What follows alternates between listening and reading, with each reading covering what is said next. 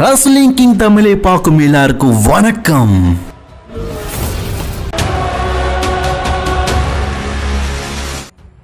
So இன்றைக்கும் பார்த்தீங்கன்னா Roman ரெயின்ஸோடைய ஒரு மிகப்பெரிய ரெக்கார்ட் முடிய போகுது. அண்ட் ஜான்சனாவை பற்றின ஒரு பிக் அப்டேட், இதை தவிர்த்துட்டு சோலசிகாவை பற்றின ஒரு பிக் அப்டேட், அண்ட் டிராவிஸ் ஸ்காட்டை பற்றின ஒரு மிகப்பெரிய அப்டேட், ஜான் கார்கிளை பற்றின அப்டேட், இதெல்லாம் பற்றி தான் இன்றைக்கி வீடியோ பார்க்க போகிறோம். இன்றைக்கும் ரெஸ்லிங் வீடியோஸ் நல்லா தான் இருக்கும். சரி வாங்க வீடியோக்குள்ளே போகலாம். அதுக்கு முன்னாடி சேனலுக்கு ஃபஸ்ட் டைம் வந்துருக்கோங்க, சப்ஸ்கிரைப் பண்ணி பெல் ஐக்கானை கிளிக் பண்ணி வச்சுக்கோங்க. தினமும் போகிற ரெஸ்லிங் செய்திகளை தமிழ் மொழியில் தெரிஞ்சுக்கோங்க. முதல் செய்தி நம்ம எதை பற்றி பார்க்க போகிறோம் அப்படின்னு கேட்டிங்கன்னா ஜான்சனாவை பற்றி தான். இப்போது ஜான்சனா வந்து ரசல்மேனியாவில் சண்டை போடுறாரு. ஆஃப்டர் ரசல்மேனியாவுடைய டிக்கெட் செல்லிங்கை இப்போ WWE அனௌன்ஸ்மெண்ட் பண்ணியிருக்கிறாங்க. இப்போது ஒரு படம் வருதுன்னு வைங்களேன், விவேகன்னு ஒரு படம் வருதுன்னா அதில் தலை அப்படிங்கிறது மெயின் ரோல், ஸோ ஹீரோயினும் மெயின் ரோல், ஸோ அவங்கள வச்சு தான் அந்த படத்தை ப்ரொமோட் பண்ணுவாங்க. அதே மாதிரி இப்போ ஒரு ஸ்மாக் டவுன் நடக்குதுன்னா அதில் பெரிய தலையுடைய ஃபோட்டோவை இவங்கெல்லாம் அந்த ஷோவில் இருப்பாங்க அப்படின்னு அனௌன்ஸ்மெண்ட் பண்ணுவாங்க. அப்போ தானே டிக்கெட் நல்லா விற்கும்.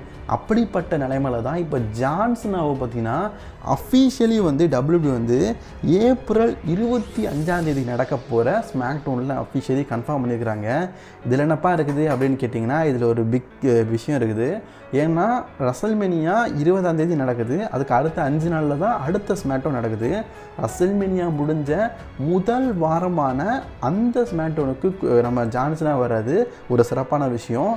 மேபி என்ன வேணால் இருக்கலாம், ஏன்னா சாம்பியன்ஷிப்பை வெற்றி பெறவங்க தான் அந்த ஸ்மாக்டவுனுக்கு வருவாங்கன்னு சொல்ல முடியாது, தோற்றவங்க கூட அந்த ஸ்மாக்டவுனுக்கு வரலாம். ஸோ ஜான்சனாவை நம்ம ரசல்மேனியாக்கு அப்புறமும் பார்க்க போகிறோம். இது ஒரு சந்தோஷமான விஷயம். அடுத்த செய்தியை பார்க்கலாமா? ஸோ அதுக்கப்புறமா பார்த்தீங்கன்னா நிறைய பேர் வந்து இப்போது டிராவிஸ் ஸ்காட்டை பற்றி கேட்குறீங்க. டிராவிஸ் ஸ்காட்டை பொறுத்த வரைக்கும் அவருடைய அஃபிஷியலாக ஒரு விஷயம் சொல்லியிருக்காரு. இப்போ சமீபத்தில் கோடி ரோட்ஸோடைய கண்ணை பொழந்து விட்டுட்டாரு. நம்ம எல்லாருக்குமே தெரிஞ்ச விஷயம் தான். என் கண்ணை பற்றி சொன்னோம்ல, எனக்கு கண்ணில் பிரச்சனை இருக்குது, அதனால தான் கிளாஸ் போட்டிருக்கேன். ஸோ அதே மாதிரி டிராவிஸ் ஸ்காட் இருக்கார்ல, ஸோ இப்போ சமீபத்தில் கோடி ரோட்ஸோடைய கண்ணை கலக்கி விட்டுட்டாரு. இந்த மாதிரி இதுக்கப்புறமா எந்த விதமான விபரீத முடிவும் நடக்கக்கூடாது அப்படிங்கிறதுக்காக தான் வீட்டிலேயே பார்த்தீங்கன்னா ரிங் செட்டப்பை ஆர்டர் பண்ணியிருக்காராம். அதாவது WWE ரிங் இருக்குல்ல, அந்த மாதிரியும் ரிங்கை தன்னுடைய வீட்டில் வடிவமைச்சிருக்காராம். அவ்வளோ பெரிய ஆளான்னு கேட்டிங்கன்னா ஆமாம், அதை டிராவிஸ் ஸ்காட் அவ்வளோ பெரிய ஆள் தான், நிறைய பணம் வச்சுருக்காரு. ஸோ இப்போ முழுக்க ட்ரைனிங் எடுத்துகிட்டு இருக்காராம்.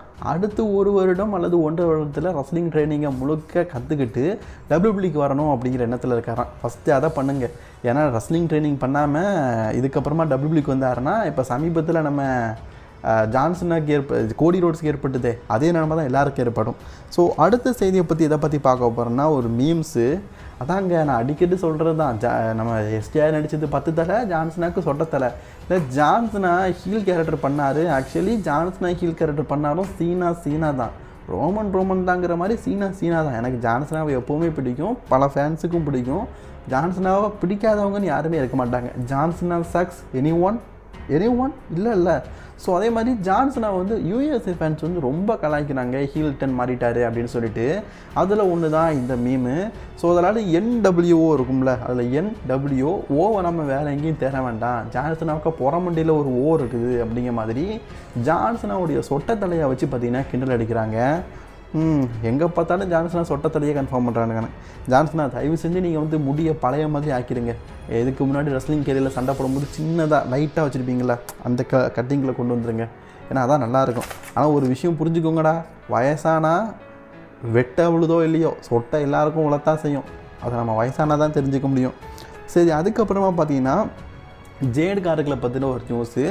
ஜேட் கார்கிள் இப்போது ரிட்டர்ன் ஆகிட்டாங்க. ஆனால் இதுக்கு முன்னாடி அவங்க வந்து WWEல நவம்பர் மாதம் ஒரு ஃபைட் நடந்திருக்குது, அதை பற்றின நியூஸ் இப்போ கிடச்சிருக்குது. ஸோ அந்த நேரத்தில் இவங்க வந்து ரா பிராண்டுக்கு வந்திருக்கிறாங்களாம். ஏன்னா இப்போ டாக் டீம் சாம்பியன் இருந்தாங்க, ராஸ் மெண்டனுக்கு வரலாம். ரா பிராண்டுக்கு வரும்போது ஷேனா பெஸ்லர் கூட பார்த்தீங்கன்னா ஒரு சண்டை போட்டிருக்கிறாங்களாம். இந்த சண்டையினால் பார்த்தீங்கன்னா WWE வந்து இவங்க 2 பேரையும் பிரித்து விளக்கியிருக்கிறாங்களாம்.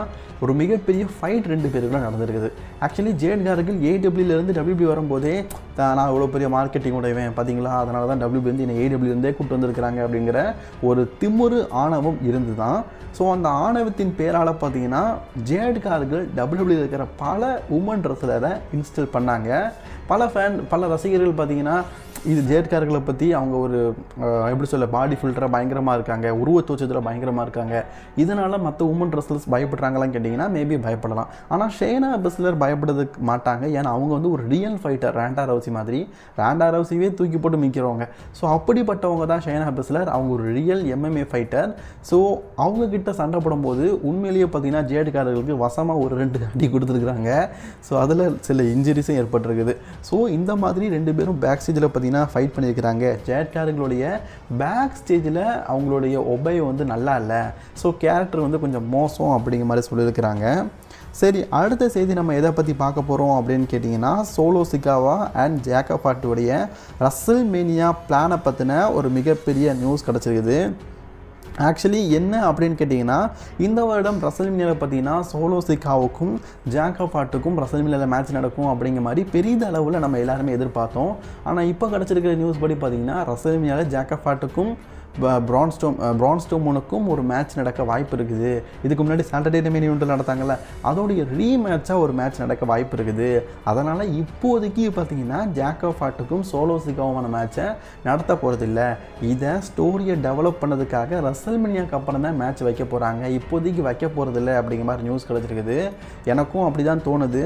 ஏன்னா ஜேக்கப் ஹார்ட்டு முழுக்க பார்த்தீங்கன்னா பிரான் ஸ்ட்ரோமன் கூட தான் ஃபியூட் போயிட்டுருக்காரு. அப்படி பார்க்கும்போது ரசல்மேனியாவில் மான்ஸ்டர் விசஸ் மான்ஸ்டர்னு சொல்லிட்டு ஒரு மேட்ச் வைக்கிறதுக்கான சான்சஸ் அதிகமாக இருக்குது. சரி, நம்ம அடுத்த செய்தி எதை பற்றி பார்க்க போகிறோம் அப்படின்னு கேட்டிங்கன்னா ரோமன் ரெயின்ஸை பற்றி தான். ரோமன் ரெயின்ஸ் இருக்கார்ல, இப்போ வந்து ஒரு மிகப்பெரிய சரிவை நோக்க போகிறாரு. ரோமன் ரெயின்ஸை பொறுத்த வரைக்கும் 10 மெயின் ஈவெண்ட் விளையாடிருக்காரு. 9 மெயின் ஈவெண்ட்டாக தொடர்ந்து பார்த்தீங்கன்னா 9 மெயின் ஈவெண்ட் விளையாடி இருக்காரு. இப்போது இந்த வருடம் சேர்த்தா 10,000. இப்போது அதில் தான் ஒரு சர்க்கிள். அவர் வந்து கண்டினியூவாக வந்து 10 வின் பண்ணலை. ஒரு வருஷம் மெயின் ஈவெண்டர், இன்னொரு வருஷம் மெயின் ஈவெண்டர் இல்லை. ஆனால் இந்த 2020, 21, 22, 23, 24 ஸோ இப்படி தொடர்ந்து பார்த்தீங்கன்னா 2020 இல்லை 2021 to 2024 தொடர்ந்து 4 வருஷம் கண்டினியூட்டியாக ரசல்மேனியா மெயின் ஈவெண்டர் அப்படிங்கிற பேர் அவருக்கு இருந்தது. இந்த பேர் இதுக்கு முன்னாடி ஹல்க் ஹோகன் இருந்தது. ஹல்க் ஹோகன் பார்த்தீங்கன்னா 4 ரசல்மேனியா மெயின் ஈவெண்டர் கண்டினியூவாக சண்டை போட்டிருந்தார். இப்போது இந்த வருடம் ரசல்மேனியா மெயின் ஈவெண்ட் டே 1 வந்து ரோமன் ரெயின்ஸுக்கு கிடைக்கும் அப்படிங்கிற மாதிரி நினச்சிட்டு இருக்கோம். பட் ஆனால் WWE பார்த்தீங்கன்னா ஜே ஊசோ, அவருக்கு பேர் என்னது, மெயின் ஈவெண்ட் ஜே ஊசோ, பேருக்கு ஏற்ற மாதிரியே மெயின் ஈவெண்ட் ஆஃப் த ரசல்மேனியாவை ஜே ஊசோவுக்கு கொடுத்துட்டு ரோமன் ரெயின்ஸை ஸ்டார்டிங் மேட்சாக கொடுக்கலாம் அப்படிங்க நினைக்கிறாங்களாம். அப்படி ஒன்று நடந்ததுன்னா ரோமன் ரெயின்ஸுடைய ஸ்ட்ரீக் முடிஞ்சிடும். நான் ஆல்ரெடி சொன்னது தான், ரோமன் ரெயின்ஸுக்குன்னு சொல்லி ஒரு ஸ்ட்ரீக் இருக்குது. அதுதான் தொடர்ந்து 4 தடவை ரசல்மேனியா சண்டை போட்டது. அந்த ஸ்ட்ரீக் முடிஞ்சிடும். சரி, அடுத்த செய்தியை பற்றி பார்க்கலாம். இப்போது WWE பார்த்தீங்கன்னா நெட்ஃப்ளிக்ஸ் பக்கம் மூவ் ஆகிட்டுது. நிறைய பேர் சொல்கிறீங்க 199 ரூபா அப்புறம், அப்படிலாம் கிடையாது. 149 ரூபாக்கு ஒன்று இருக்குது. என்ன குவாலிட்டி வந்து 7HDPயில் பார்க்கலாம். நான்லாம் 750 தான் பார்ப்பேன். ஏன்னா அங்கே ஹெச்டியில் பார்க்குற அளவுக்கு நெட்டெல்லாம் நம்மக்கிட்ட கிடையாது. அதுவே நல்லா தான் இருக்கும், கிளியராக தான் இருக்கும். நான் அதில் தான் பார்ப்பேன். ஸோ 2 டிவைஸ்லாம் ஒரு டிவைஸ் தான் கனெக்ட் ஆகும் நெட்ஃப்ளிக்ஸுக்கு. மூவியெல்லாம் பார்த்துக்கலாம். டிவியில் கனெக்ட் பண்ண முடியாது. ஸோ அதுக்கு டிவியில் கனெக்ட் பண்ணணும்னா 199 ரூபா கனெக்ட் பண்ணணும். சரிங்களா? நார்மலாக மொபைலில் பார்க்கணுன்னா 149 தான். நான் அதில் தான் இந்த வெப் சீரிஸு படம் எல்லாமே பார்த்துட்டு இருப்பேன். இப்போது சில ஃபேன்ஸ் வந்து என்ன கேட்குறீங்கன்னா, ப்ரோ நீ காசு இருக்கிறவன் 149 ரூபா உனக்கு பெருசு இல்லை, ஆனால் நான் ஸ்கூலு போகிற பையன் என்கிட்ட 149 ரூபானா எப்படி? நாங்கள் டிவியில் பார்த்துட்டு இருந்தோம். சரி, யூடியூப்பில் ஹைலைட்டாக பார்ப்போம். இருந்தாலும் வேறு ஏதாவது வழியில் பார்க்கலாமா வெப்சைட்டில் அப்படின்னு கேட்டிங்கன்னா watchprowrestling.com அப்படிங்கிற ஒரு .com இருக்குது. அதில் நீங்கள் ரெஸ்லிங்கை ஃப்ரீயாக பார்க்கலாம். ஆனால் நான் இதுக்கப்புறமா ப்ரொமோட் பண்ண மாட்டேன். ஏன்னா முழுக்க நான் அந்த watchprowrestling.com நெட்டில் கூகுளில் அடிச்சிட்டேன். ஸோ இப்போ ரா இருக்குன்னா ஒவ்வொரு எபிசோடும் இருக்கும். ராவை கிளிக் பண்ணிட்டேன்னா ஸ்ட்ரெயிட்டாக எங்கே போகுது தெரியுமா? அம்மனக்குட்டி படத்துக்கு போகுது. ஏன்டா இப்படி பண்ணுறீங்க? அது என்ன அட்வர்டைஸ்மெண்ட்டு? ஒரு பொண்ணு வந்து ஒரு எப்படி சொல்ல, ஒரு கத்தி எடுத்து சக்குன்னு குத்துறா, அப்படி காட்டிகிட்டு இருக்காங்கட்டா. இதை நான் எப்படிடா மற்ற சின்ன ஃபேன்ஸுக்கெல்லாம் குழந்தைங்களாம் ப்ரொமோட் பண்ணது? ஸோ அதனால் watchprowrestling.com நான் வந்து நாட் ப்ரொமோட். அதில் ரெஸ்லிங் பார்க்கணுன்னா அது அட்வர்டைஸ்மெண்ட் வருது. அதை ஸ்கிப் பண்ணதுக்கப்புறமா தான் அதுக்கப்புறமா நீங்கள் ஷோ பார்க்குற மாதிரி இருக்குது. அதுக்கு பதிலாக வாட்ச் ரெஸ்லிங் அப்படிங்கிற ஒரு புது ஒரு வெப்சைட். இது கொஞ்சம் நாளாகவே இருக்குது, நான் பார்த்துட்டு இருக்கேன், நல்லா இருக்குது. ஸோ பழைய வெப்சைட்டு தான், அதை தான் சமீபத்தில் பார்க்கேன்.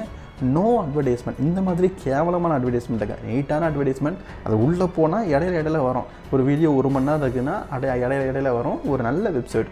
ஸோ உங்கள் மொபைலில் வாட்ச் ரெஸ்லிங் அடிங்க, இப்போவே அடிச்சுக்கோங்க. உள்ளே போய்க்கோங்க. உள்ளே போனோன்னா NXT ரா இருக்கும். ராவை கிளிக் பண்ணிக்கோங்க. நீங்கள் இப்போ ரா நடக்கும்போது பார்க்குறீங்கன்னா லைவாகவும் பார்த்துக்கலாம். லைவ் ஸ்ட்ரீமிங்காக பார்த்துக்கலாம். அதுதானே ஹைலைட்டு. அப்படியே மொபைலை கிளிக் பண்ணிட்டீங்கன்னா 2 ஆட் வரும். ஸ்கிப் பண்ணிவிட்டு அப்படி பார்த்தீங்கன்னா லைவாக பார்த்துக்கலாம். அல்லது எனக்கு பார்ட் 1 பார்ட் 2 தனித்தனியாக வேணும்னா அந்த இப்போ நடக்கு 6:30க்கு நடக்கும் வைங்களேன், 7 மணிக்கு பார்ட் 1 பார்ட் 2ன்னு போட்டுருவாங்க. ஸோ அப்படியே நீங்கள் பார்க்கலாம். சரிங்களா? வாட்ச் ரெஸ்லிங் அப்படிங்கிறது இருக்குது. ஒருவேளை எங்களால் 149 ரூபா கொடுத்து நெட்ஃப்ளிக்ஸில் பார்க்க முடியாது அப்படின்னு சொல்கிறவங்க அப்படி பார்த்துக்கோங்க. அல்லது நிறையவே இருக்குது. யூடியூப்பில் கூட நீங்கள் ஹைலைட் வீடியோ பார்க்கலாம். அல்லது ரெஸ்லிங் கிங் தமிழில் வாய்ஸ் ஓவர்லேயும் பார்க்கலாம். ஆனால் ரெஸ்லிங் கிங் தமிழில் வாய்ஸ் ஓவர் தான் பார்க்க முடியும், மேட்சஸாக பார்க்க முடியாது. பார்க்கணுன்னா வாட்ச் ரெஸ்லிங்கில் பார்த்துக்கோங்க. சில